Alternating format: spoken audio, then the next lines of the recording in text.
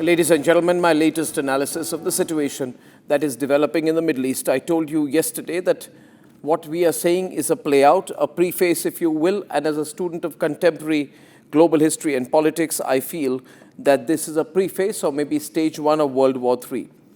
These things roll out quickly and are difficult to unroll.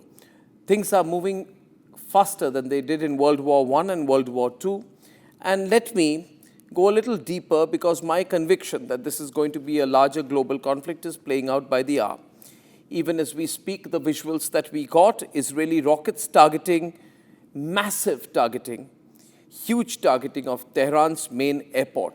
Now, these are full-frame visuals, ladies and gentlemen, of the targeting of the Mehrabad airport, Tehran's main airport. This is right by the Shahid 1 base that the Israelis may have been going for. And these visuals should signal to you clearly that this war is not dying out anytime soon. And the reason why I believe that the global war is loading is because you need to see the escalation matrix and the number of countries and the pace of the involvement of more and more countries as the war progresses. On day zero, before the onset of the war, what I call day zero, this was Israel versus Iran, with the rest of the world, including Washington, providing perfunctory support. There were two countries involved. On day one, which was Saturday, the US collaborated with Israel in taking out Khamenei. And the UAE, Kuwait, Bahrain, Qatar, Saudi Arabia, and Jordan became collaterals by way of Iran's retaliation.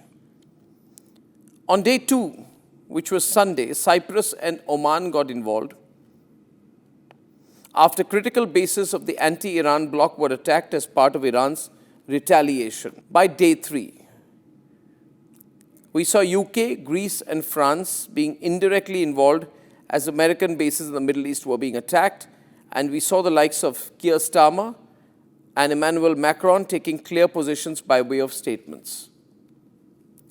Now we are heading towards day four. On day four, the Chinese and the Russians have also got involved.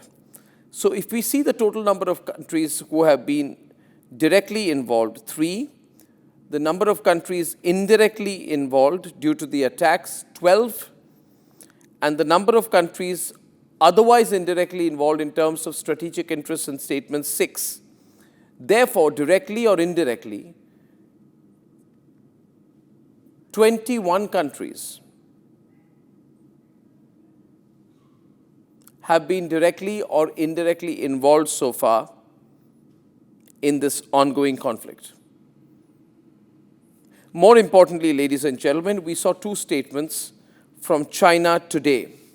On one single day, we saw two straightforward statements coming in from China, where the Foreign Minister of China, Wang Yi, pointed out that it is unacceptable for the US and Israel to launch attacks against Iran in the process of ongoing mediations, still less to blatantly attack and target a leader of a sovereign nation and instigate government change. This is a clear and straightforward statement. Also, Russia has got into it already.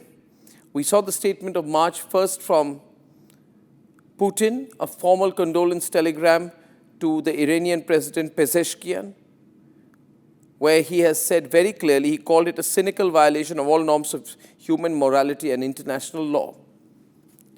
Dear viewers of Republic, broadly, my understanding of the situation is this. There are 3 countries directly involved and 18 countries indirectly involved by way of statements or by way of being dragged into the conflict. When 21 countries are involved in 4 days, I'm sure you'll agree with me, this is building up to a global conflict. Is it possible to pull things back? It is. Is it likely that it will be? Truly, we cannot tell.